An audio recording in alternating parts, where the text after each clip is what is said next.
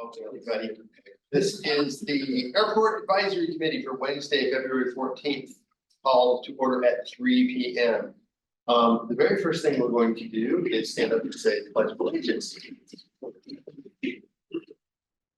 I pledge allegiance to the flag of the United States of America and to the republic for which it stands, one nation under God, indivisible, with liberty and justice for all. Thank you. Everybody doesn't know me. I'm Tom Reed. I am the chair of the Airport Advisory Committee. In addition to being able to attend in person, this meeting is being live streamed, and our staff will continue to make arrangements for the public to comment using the Zoom webinar platform. If you haven't been here before, I have to read a lot of stuff like this just to make this legal, and I will go over it as quickly and efficiently as possible. So I will go over the specifics of how to join the webinar and give details on how the public can offer their public testimony. So first, let's call the roll. Gary List, not here. Chuck McGill, I see you sitting right there. Jim Aldrich is not present. Ron Lee, I read that Tom Ricotta right there. Ron Lee, nope, he's not here. And Rich Martindale, I see you there. Present. Okay, great. And Richard Ron is excused. Dave Gordon, right there, present. And I am Tom Reed, I'm here, and Chase Franson is not here. Okay. We also have air traffic control representative at the end, don't we? Thank you, Sean. And thank you, your attendance has been noted. Okay, get ready for the legal part. Also attending the meeting for Rubio Deputy Director. Fine staff.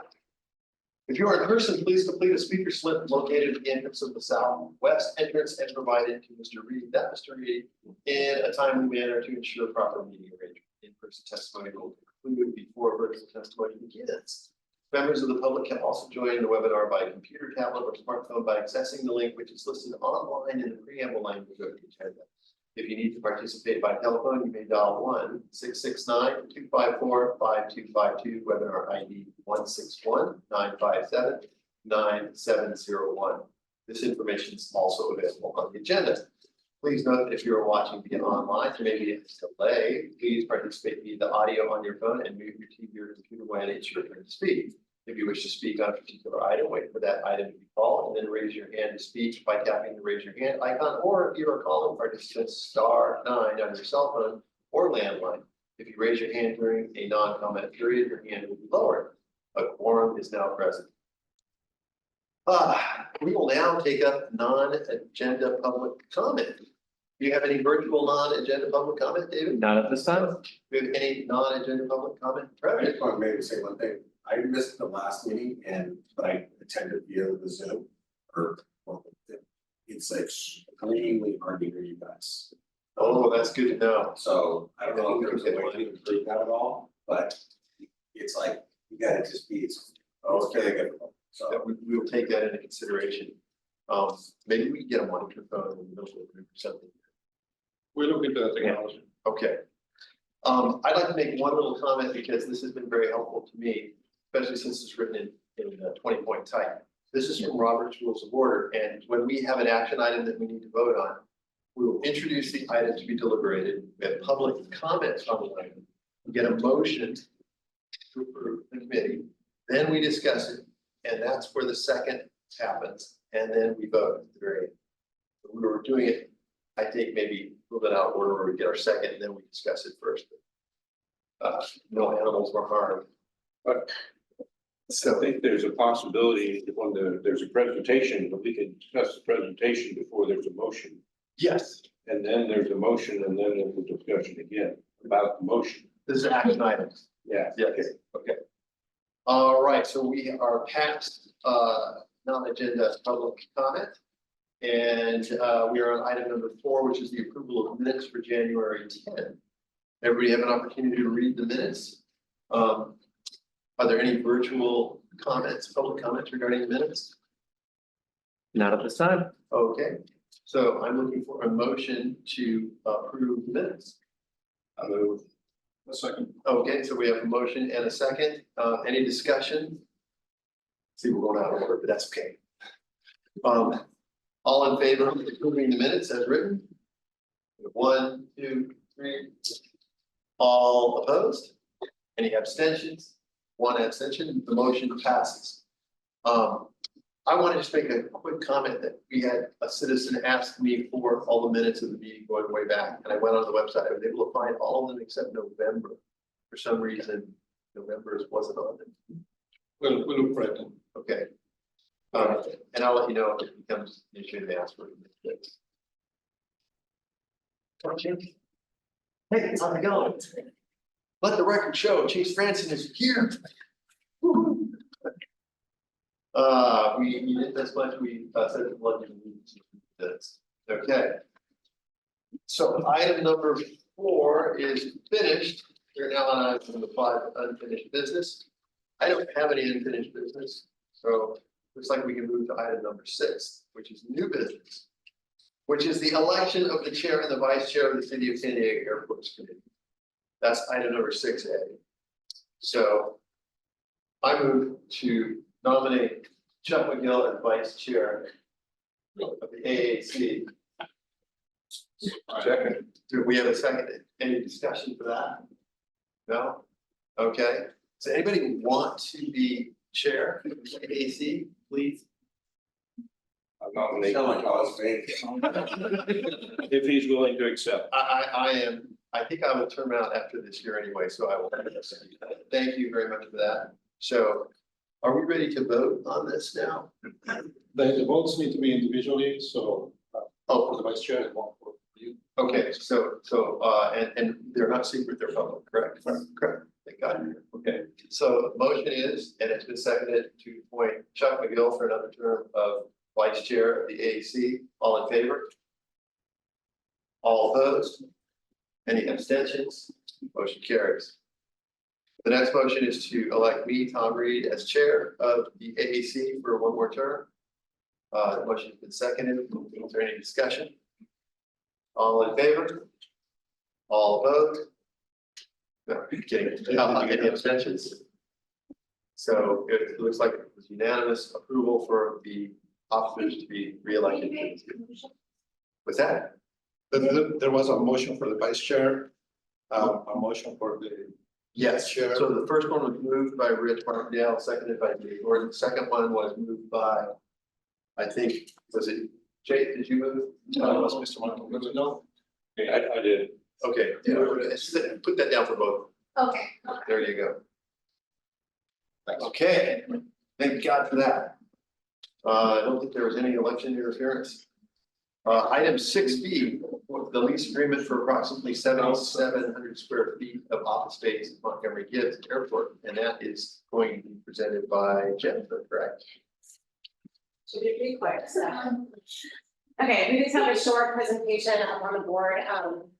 So as Tom mentioned, this is a lease agreement for office space with the city of San Diego and the FAA at Montgomery Field. That was just a visual of where it's located in 8525 Gibbs. So it's 68,032 square feet office building, which the city acquired on August 7th, 2019. It's a mix of city and private tenants, and the FAA has been a long-term occupant since 1980. So this is just some of the terms of the agreement. It's 7,736 square feet. Office lease, the term is 4 years and 4 months. The rent is $18,813 a month. And to note, the lease is being executed retroactively to August 7th, 2019. The FAA has actually vacated the space as of January 31st of this year, and resulted in the proposed lease, which is needed for them to pay back rent in the amount of $1,011,004.74. This lease does not trigger the ZEMBOG requirements. This is a visual showing the revenue that will be generated, and the maintenance obligations are fully on the city for this lease. And that's it. We have some business case for the exclusive negotiations. Again, the government occupied the space since 1988. And it'll bring in over $1 million in revenue that will support the Airport Enterprise Fund. And the lease also contributes to the city's strategic plan for the area of fostering regional prosperity.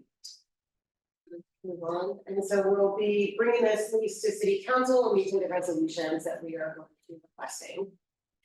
Any questions or? So you just clawed in $1.1 million from the FAA. I know, it took, Thurman been working on it, it took a long time, so Has their check cleared? we haven't gotten the check yet. I might have missed what, I might have missed what you said on, where is that bay currently located? They moved it. They moved out, yeah, they moved out Yeah, still. first, yeah. But they're still right in the region, right? And still building? Yeah. No, they moved down the street on our drive. But I guess I'm confused, so we're approving a lease for It's a retroactive. retroactively Yeah. for the time they were there, but Yes, why, the city acquired the buildings, all these buildings in the retail center in 2019. And the FAA needed to use their form lease and Thurman could provide more, but the negotiations took a very long time. They were extremely delayed. Did you have any other information? I think Mr. Chair wants to talk first and then we'll. Well, I think we need to have a motion to approve your proposal to the city council, correct? I want to discuss the presentation first. Okay, but this one says we need to have a motion that we are going to. We just discussed the fact that if there's a presentation, you can discuss the presentation before the motions. And then you can have a. I'm gonna turn this over to Jorge. Jorge, what do you decide? Okay, sorry, Mr. Chair, I probably gave you wrong advice, but yes, since we had a presentation, that's correct. Okay. I'm just doing what he said. I question the wording in the recommended motion in that we're an advisory committee, not an authorizing committee. Therefore, we can recommend that the mayor pursue the lease agreement, but we can't authorize him to. Does that make sense? That's true. That is absolutely true. That is correct. If I said authorize, we can't. Well, it says it authorized right there, so. That's why I said it. These are the relevant actions. Well, it says in proposed actions right in the minute. Yes. In the agenda, authorized mayor to proceed. We will recommend. Let the record say that the motion shall be that the AAT recommends that the mayor proceed with the lease. So. You got it? My apologies. What I wanted to talk about right now is whenever we're moving an item to city council, the same staff report is even used by the other committees, so land use and housing. So it's the same staff report that moves forward. So when staff drafts a report for us, it's typically taken from that recommendation, which is not a vote to approve, but it's a recommendation for city council. That's why you'll see that here. I try to catch it, so in the staff report, in the letter that we prepare for you, we actually say recommend a resolution. So that's what we're trying to do. So regardless either way, I mean, it's a recommendation. That's what your body can recommend to city council to approve. So it is a recommendation. How would you like the motion to be? Okay, recommend a resolution authorizing the mayor or designee to execute a lease agreement with the Federal Aviation Administration, parentheses, government, for approximately 7,736 square feet, suite 120 of office space at Montgomery Gibbs Executive Airport, 8525 Gibbs Drive, San Diego, California, 1923, under the terms and conditions set forth therein. And you have a copy of this first, correct? So you got it right on it. So what we use is change authorize to recommend. Yeah, we're gonna change that word to recommend. Okay, I like it. All right. Is this, so, do we have anybody to Go back more than 3 years then? Yes. Since we're in discussion, I'll provide you a little bit more clarification on this item. So we typically take items through the airport's advisory committee to council for approval. This lease has been, I would say, the FAA has been occupying this space without a lease because they had some federal requirements that we needed to meet for that building. And the condition of the building was not of such that the FAA could require it. Look, we could meet those requirements, but the FAA was still occupying the building. So that's the meat and potatoes of what we're trying to do. We got really close to bringing this item forward to you a few months ago. But the situation was that we were going over the 3-year agreement, and that requires for us to go to council. So that's why we're bringing it now that the FAA has vacated. It made things much easier for us, but they do need a signed lease in order for them to pay us. They've been appropriating the funds, putting them away in order for them to pay us, but they need that governing document in order for them to give us a body check. And whatever. Carpet floor. That's right. That's right. They weren't occupying the building very much anyway, because they're all working at home. Okay. Now are we ready for a motion? That's somebody to say, yeah, what you said. I'll move to do what we just said. Thank you. I'll second. All right, second on what we just said. Okay, so all in favor of what we just said? All opposed? Any abstentions? Okay, the motion carries. All right. Are we already on 7? So that would be informational items. Do we have any informational items? Yes, we do. So that's it once. Excellent. Let's check for virtual information items. Any public comment? No public comment at this time. And I understand there's a lot of new staff members here. I was wondering if it would be okay if we just went around and everybody introduced themselves. I mean, we all have signs in front so you can see who we are, but we'd love to know who everybody else is. How about starting right there? Good afternoon, everyone. I'm David Reed, Program Manager with the Airport Management Team. Hi guys, I'm Hannah Sachs, Program Coordinator with the Airport Management Team. I'm Vera Merlina, Admin Lead Airports. Jennifer Pierce, Program Manager with the Leasing and Distribution Team. Frank Santana, the biologist. Charlie Broadbent, Airport Manager for Mockingbird Gibbs.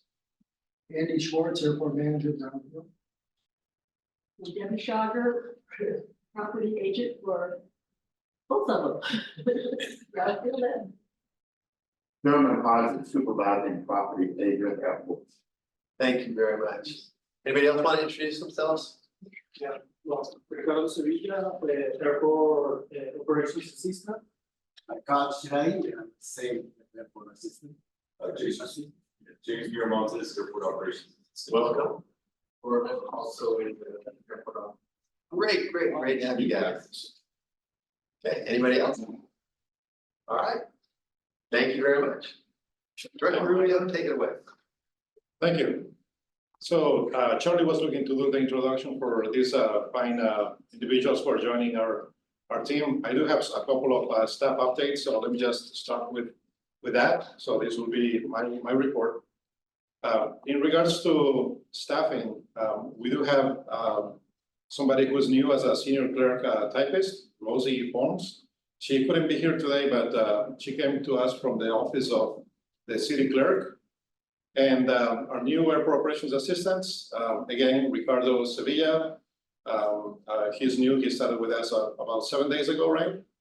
Casa Shirai, and they're brand new. And then the 2 other fine gentlemen that are to my left, my apologies, my brain is working 100 miles an hour. Corbin and Mr. Miramontes. So what I can tell you is these airport operations assistants, along with 2 others that are at Brownfield, are going to be working at both airports between 6 a.m. and 9 p.m. They will be working shift work, and they will be the eyes and the ears of the airport. So sometimes we get phone calls, sometimes we get requests, sometimes we have emergencies that happen. And as you may remember, in the previous budget, we requested for additional positions, and these gentlemen will be working those positions. They do have with a lot of great aviation experience. Some of them are commercial pilots, some of them are helicopter pilots. For the most part, they're all graduate of Embry-Riddle School, Embry-Riddle University, and others. So they're very capable, and we look forward to training them and obviously to have them out there. If they have any questions, like, feel free to approach them after the meeting. They're great individuals, so they're very capable, and we're happy to have them. Welcome again. There's also another change that is happening at city airports. We have a special thanks to Miss Andrea Berlanga. Andrea has decided that because she received recently her master's degree, congratulations, that she wants to leave us for better opportunities. Which is great. So this is Andrea's last meeting. Thank you, Andrea, for all of the service that you have provided to us and the airport's advisory committee. We'll sincerely appreciate it. Okay, so going on to projects, staff, please go ahead. You kind of glossed, well, I don't want to say glossed over, but you mentioned that you have people here from 6 to 9. Is that 7 days a week? Yes, And does that coincide with the security people from 9 to 6? yes, sir. So I just kind of want to highlight the fact that we'll finally, after all these years, have somebody here 24/7. Cool, it's good to know. I think you should make a bigger point about it. Because it's a good thing. Yeah, 24/7 coverage is definitely what we needed, what we've been striving for. It's great. I know that the previous deputy director, he did some work to have staff work on the weekends, but this is definitely a step forward and what I can tell you is like, you know, if somebody calls in sick, I mean, these new operations assistants are going to be working at both airports. So if somebody needs to go on vacation, take a day off or whatnot, if somebody wants to come in and work overtime, you can call somebody because they're going to be familiar with both airports.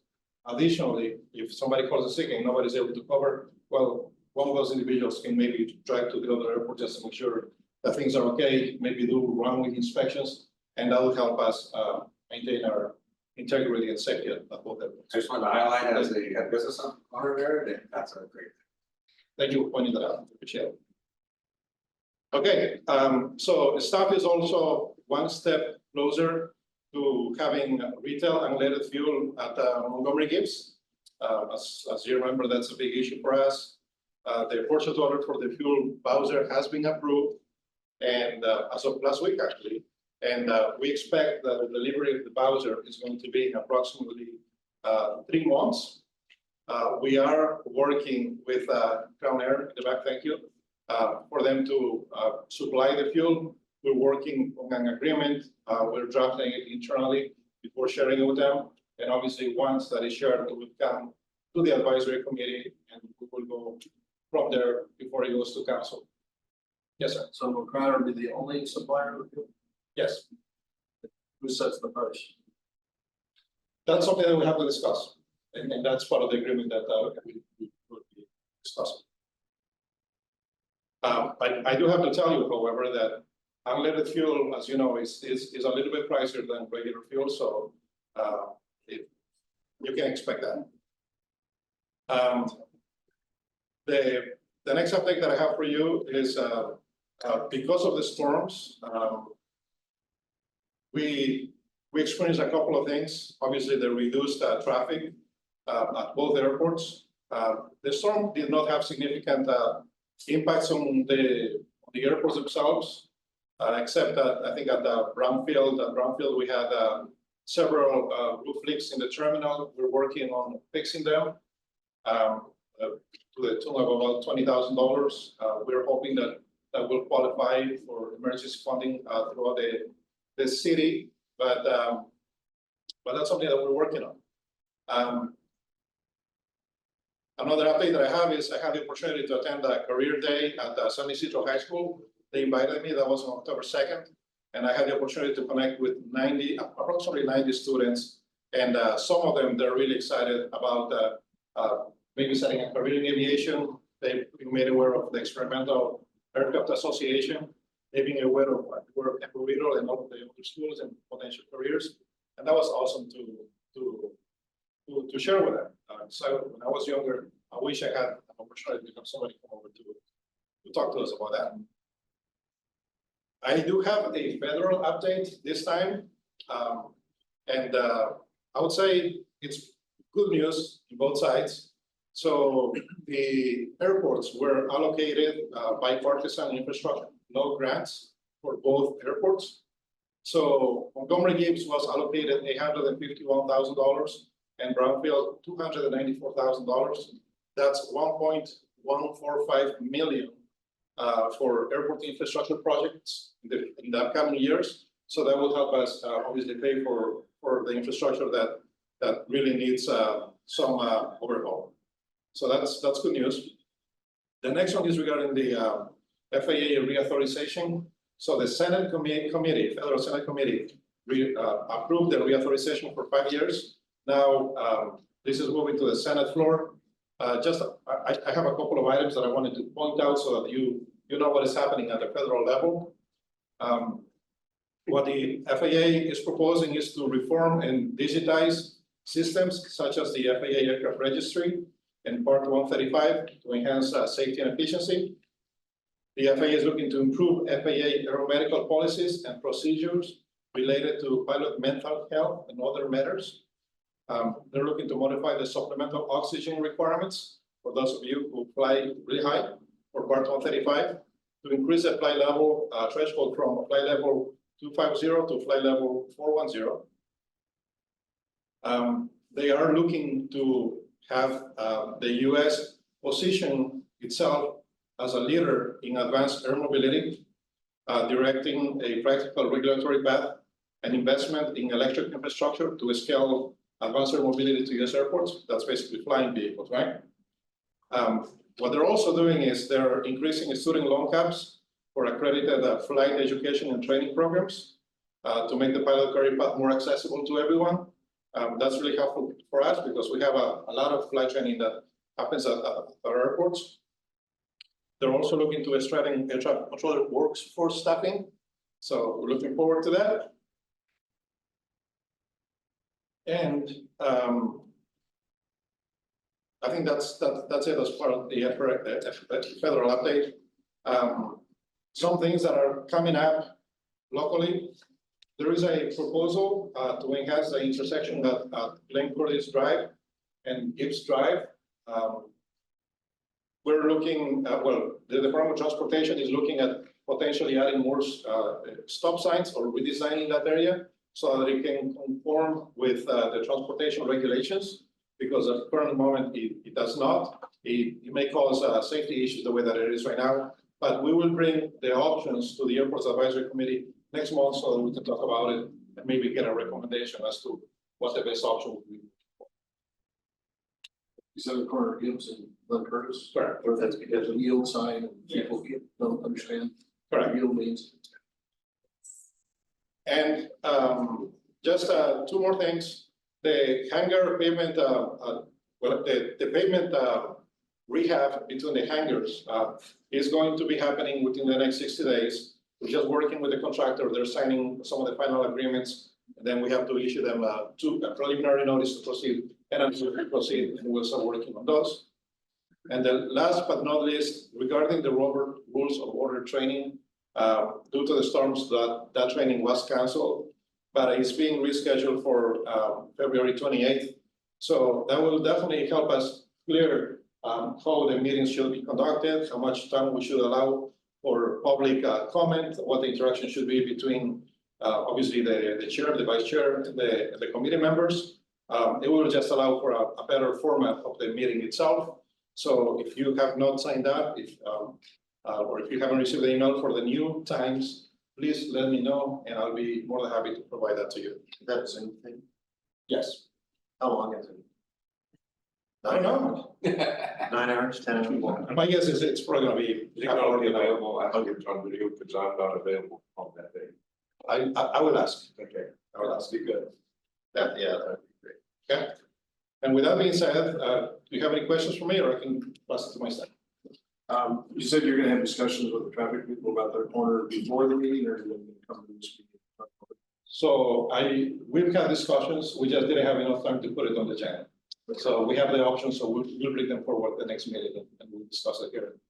Can you ask them to also look at, since it's right there, the traffic lights on Arrow Drive and Glen Curtis have been fouled up for months.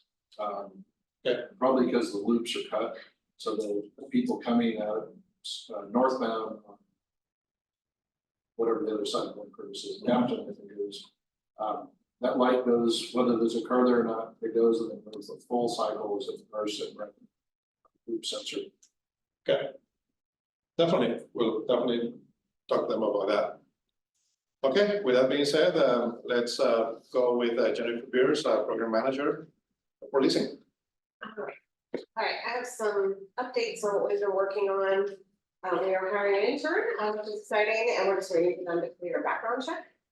Update on Alpha Enterprises over at Brown Field, it painted doesn't begin to be possession. And we are still waiting for the updated writs of possession, so it's been delayed for quite a while now, but we're working with the attorney's office and the sheriff to obtain the possession of the space. We are working with Sorby Aviation on lease renewal pending appraisal, that's here at Montgomery. Over at Brown Field, the EAA is gonna be exercising their option to extend the size of their leasehold, and that's pending an appraisal. Over at Brown Field, San Diego Air Park project, we are just working with the lessee to revise some of the uses and some of the lessees from light industrial to industrial and research services. And we're also working on some provisions of lender provisions. We have a lease with the San Diego Community College District here at Montgomery, that's scheduled for city council on February 26th, was already heard by housing. We just renegotiated the lease to include some provisions for Zembog in the lease. We are scheduling a meeting to review the project status in the next few days with Corporate Helicopters here at Montgomery Field. Corporate Helicopters is still working with the DSC to process plans for their proposed development. They're also finalizing NEPA documents to submit to the FAA. And they're requesting changes that will affect the leasehold for Executive Air Park. So we're working with Executive Air Park and Corporate Helicopters to amend leases. At the Office Retail Center complex, we are continuing to work with purchasing and contracting to release an RFP for property management services. Council did approve 8 new leases that were presented here at our committee for existing tenants on February 6, 2024. We are working on negotiating a new 3-year lease for the existing office tenants over at the Gibbs buildings. And we're currently negotiating an MOU, a memorandum of understanding with Engineering and Capital Projects Department for about 7,600 square feet of office space over at 8525 Gibbs. That anticipated new lease revenue will be about $209,000 annually. And I'll be much more work at lot 8A.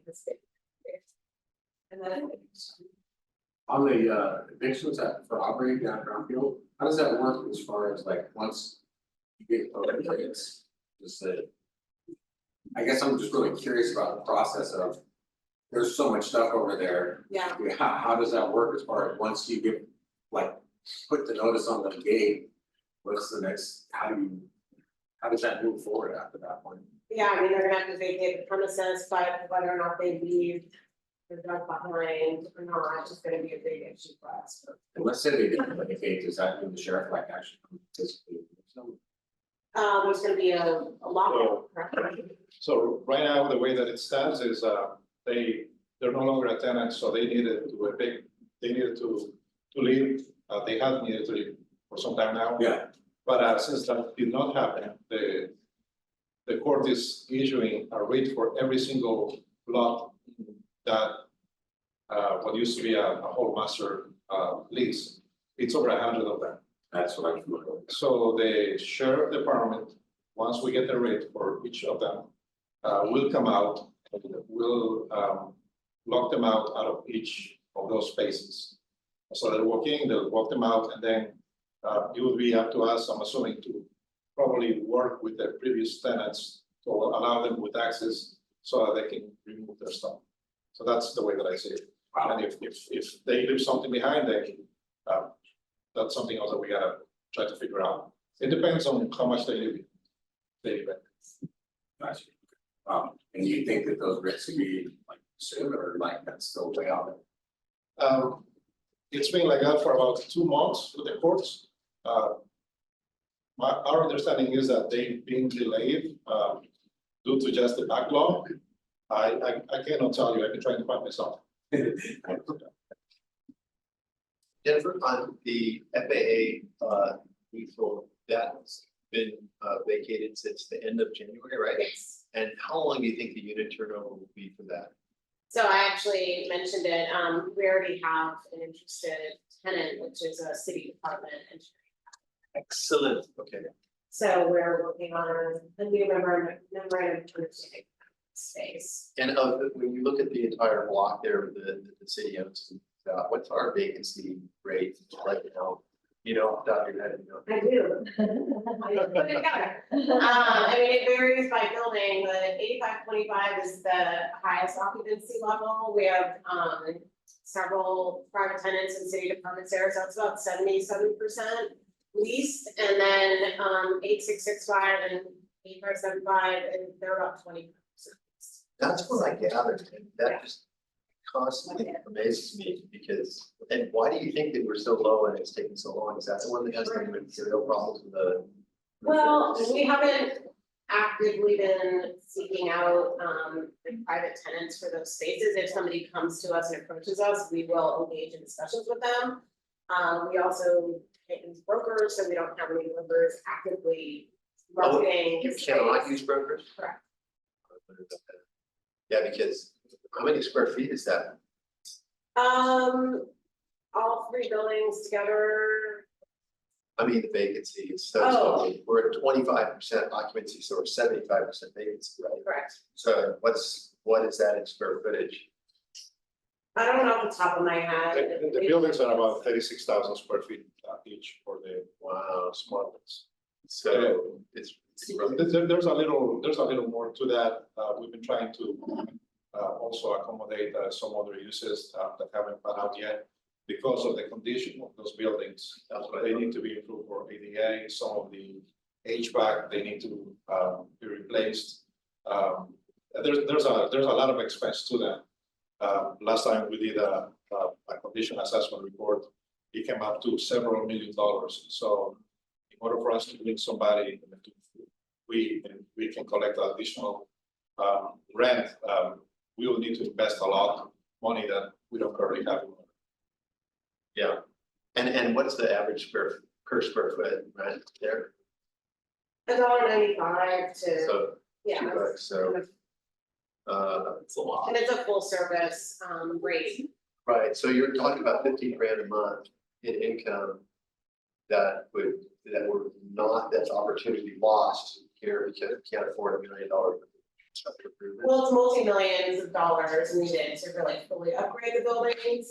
So we're actually meeting with our new director, Christina, tomorrow to have a tour some of the buildings and kind of see the condition of the spaces and discuss our plan going forward. Because yeah, we are in a bit of a quandary. We've been able to provide space for city departments that really need space, so that's been a plus, and a lot of them are willing to take the space kind of as is with just concrete paint. But the bigger mechanical systems, you know, the needs of the space that need to be completed, those expenses are still you know, hanging out there. So we've been doing a lot of repair and maintenance work to keep the systems going, but we're probably spending more money on that than we would if we just, you know, upgraded the systems completely. But it's the roofs, it's you know, a lot of aspects of the building. Yeah, so- It's key, so. So to support what Jennifer is saying, what we're trying to do is we're trying to figure out what exactly we need to do with those buildings now.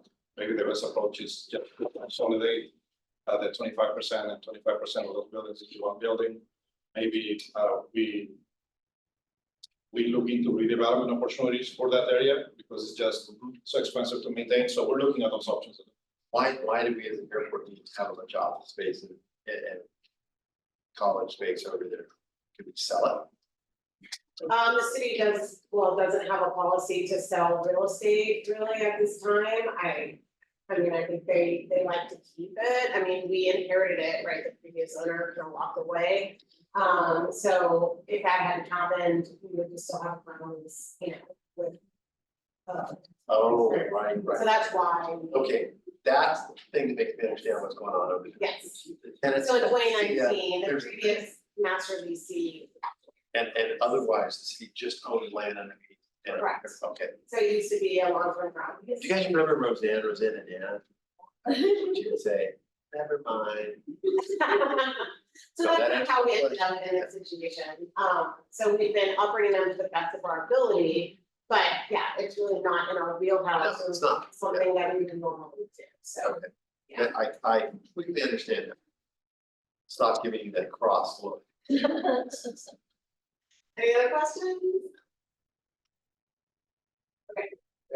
Charlie Broadbent, Airport Manager for Montgomery Gibbs.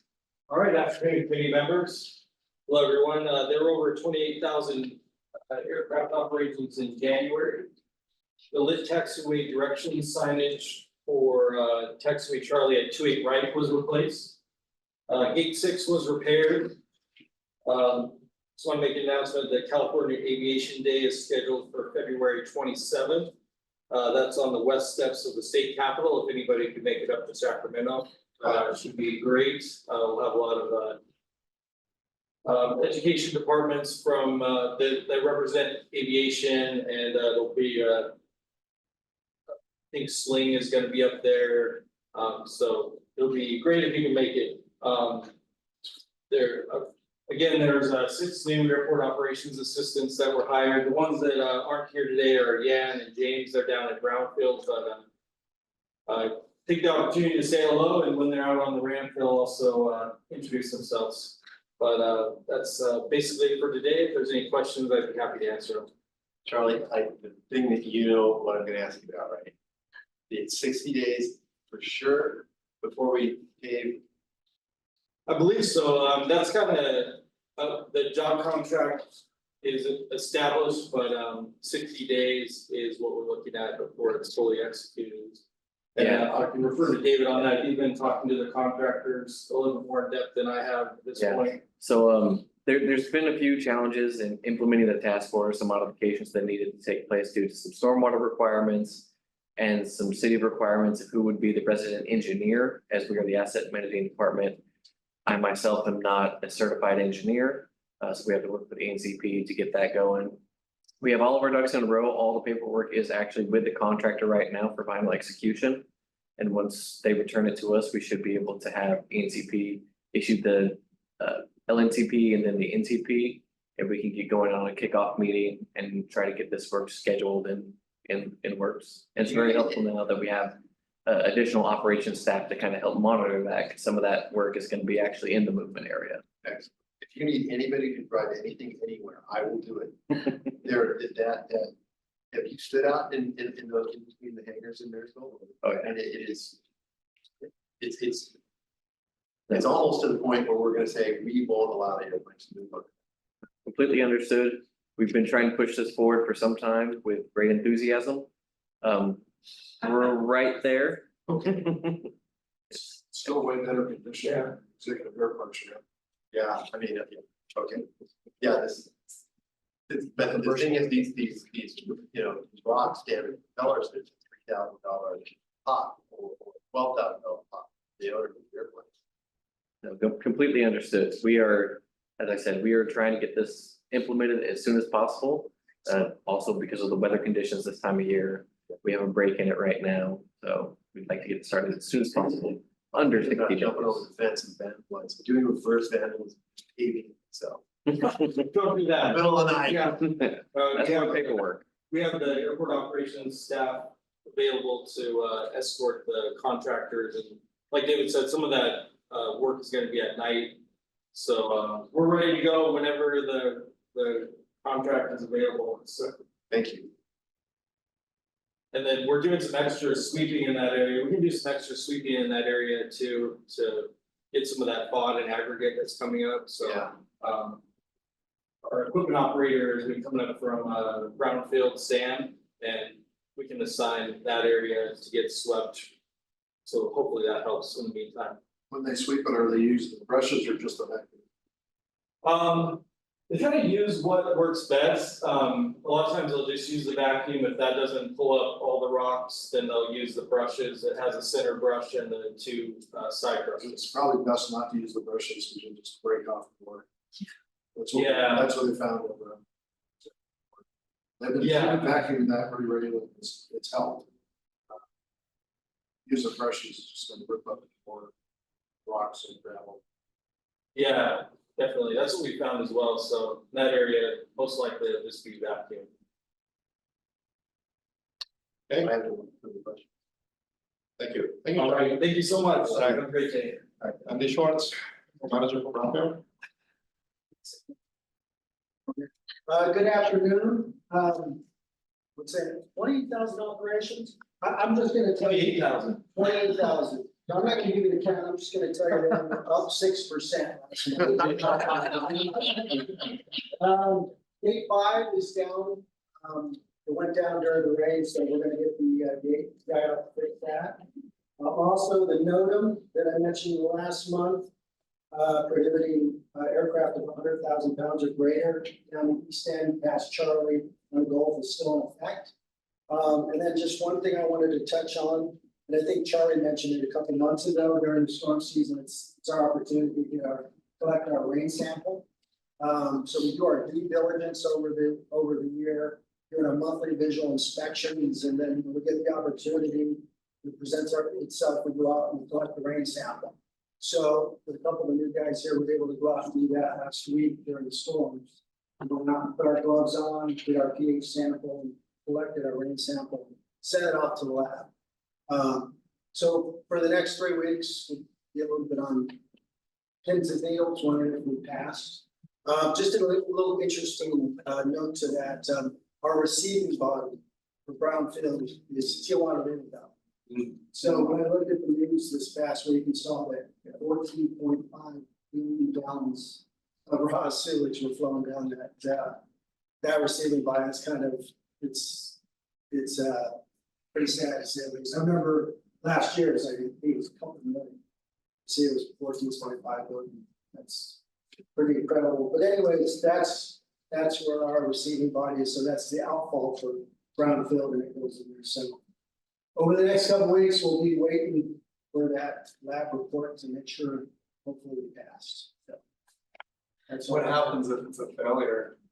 We get dinged, and that means we have more samples that we have to collect. We've actually been in that position before where we had an employee go out and collect a sample, and we had too much turbidity in our sample, which means they collected too much sand. So we got dinged, and we had to do additional samples. But right now it's one sample. We've collected that, and hopefully we will. But still a little interesting note to that. So it's. What's the status with the nodal for the runway, the weight, what's going on there? So just past Charlie, as you go down to Taxiway Gulf, it's starting to settle a little bit. Got a couple of components with some aircraft that go down there a little bit too fast, and they kind of do a little whoop-de-doo down at the end. Our hope is to eventually get that taken care of, but until then, we just don't want any larger aircraft going down there and pushing that down any further, especially during the rain season. So the nodal doesn't like tell people how they can still take off full length or anything like that? Like, So- aircraft? Well, so basically what happens is we just tell them they can't use that portion, so they can back taxi, they can use any of the other intersecting taxiways, whether it's Alpha, Bravo, Charlie, they can turn there and just finish the back taxi. I totally understand that, but as my 20+ years, whenever there's a nodal like that or something like that, and it doesn't really give an option. It tends to keep customers from coming there to the airport with an aircraft like that. How can we like maybe put out there that, you know, you gotta use another taxiway or a back taxi or something like that? I can try to put that on the note, but I haven't seen that that's been the case, so. Well, no, I mean, in my experience, I mean, whenever we have a nodal like that, it's just red flags for anybody with a heavier, bigger aircraft like that, so. Actually, to be honest with you, I haven't seen that to be the case, especially considering we've had so many, we've actually had a few 737s in over the past couple of months. No, we have, I just wanna, So, cause it's my first time I'm aware of it, so if you could maybe craft a nodal that gives Yeah. you some options. like I said, I usually don't find that to be the case, and when I hear that on the radio, because I'm monitoring the radio most of the day, and I see that, I'll go out and I'll check and just make sure the controllers are, making sure they notify. But from what I've seen to be the case, it's a good. Our experience is receiving a call from an operator that wants to come in like midnight when you're not there or something like that, is that they think they might not be able to come for some reason. Yeah. So we can look into it, see if there's Yeah, anything. we just need to craft an option for that in the nodal so that people don't get scared off. Yeah, if we can, we'll do it. If we cannot, we'll let you know. Any other questions? All right, Just one last thing that I wanted to mention to you to end it on a semi-positive note. San Diego Park, the developer at Brownfield, they are eager to start construction anytime right now. They were hoping, and they're still hoping to probably start before the end of February. We do have a pre-construction meeting this Friday. However, there's some approvals that still need to happen. We have meetings with the entities that provide those approvals. If we're able to get them, you might see construction at Brownfield starting before the end of February. But if not, it may be a few months after the owl season, our mating season. So I just wanted to let you know that, but we will let you, we'll keep you in the loop if they're able to start before the end of February. When is the off season? It's beginning of March or something? I'm sorry? Just the beginning of March, the off season? Or how's that work? It's actually, we're actually in our season, but there's some mitigation that can be done in February. Once we go, beginning of March is my understanding, it becomes much harder to start construction.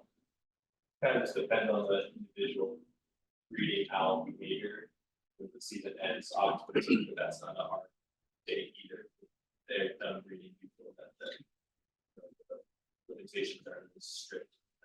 But after meeting with the wildlife agency to try to compromise on. It's getting close. Any, construction, any projection on what's gonna happen with helicopters that might actually break ground? We have requested a meeting with them. I think Thurman was the one who reached out to them. I think they're trying to work with their consultant before talking to us. They're trying to finalize some of the documents before they talk to the FAA. So we're just, I would say, encouraging them to move forward. They have our support, and hopefully it happens soon. Is it like 6 months, a year, 2 years? Any idea? The FAA, they take at least a year to do any type of environmental review, and that has not started yet.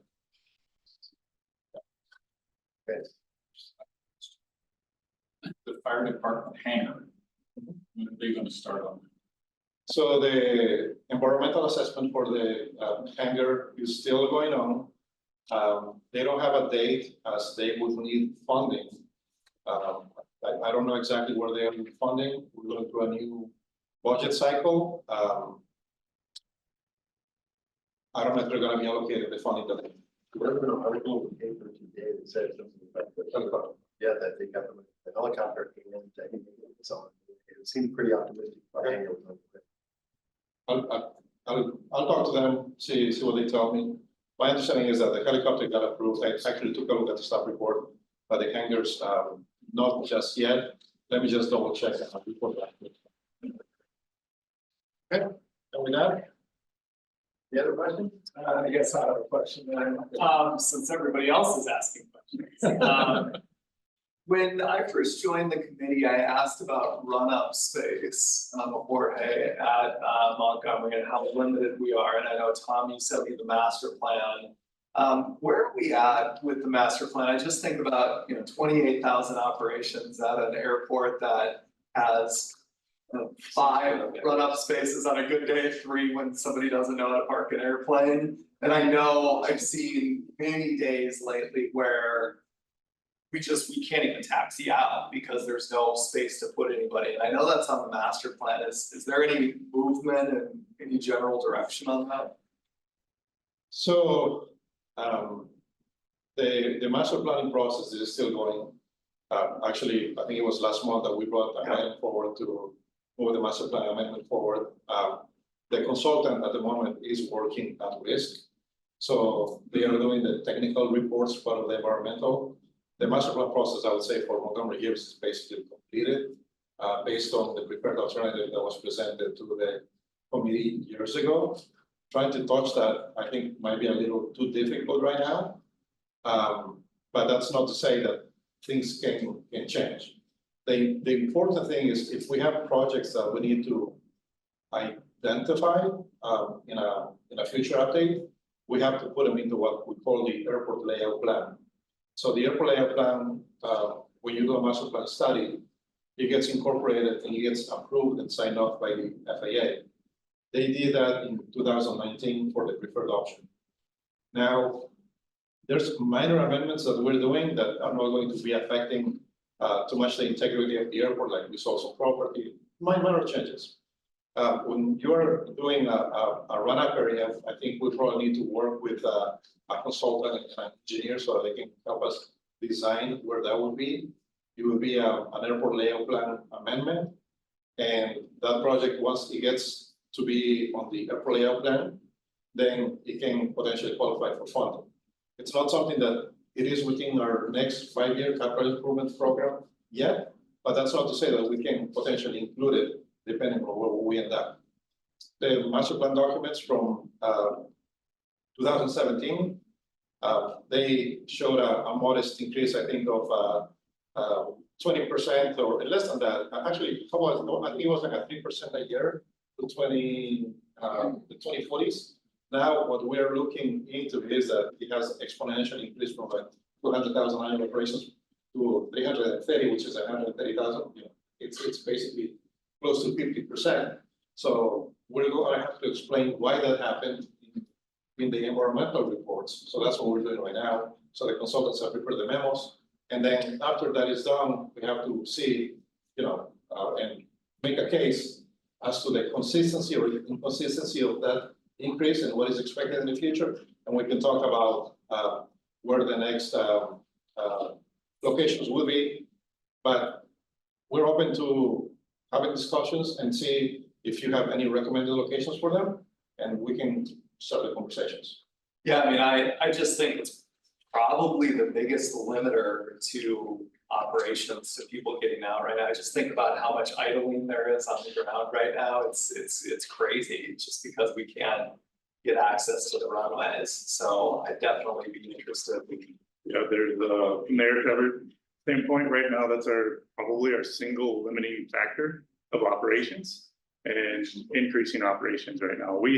Now that we have staffing, we're able to increase a lot more and handle a lot more.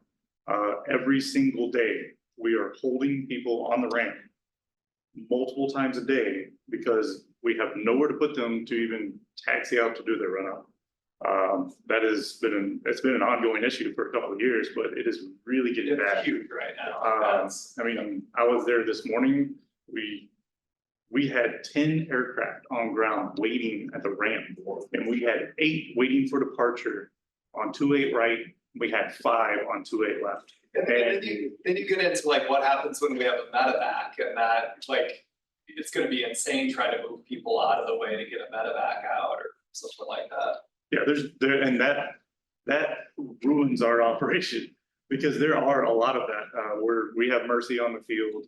We're quite a few medevacs this last week, but we'll have a jet that comes out, and we've already taxied people out there, and the run-ups can only hold 3. But we've taxied people out hoping that they'd be out of there, and they're not. And there's another 3 people blocking the taxiway. So now the jet just sits there idling and burning through fuel because we don't have anywhere to put them somewhere else in the run up so that other aircraft can go.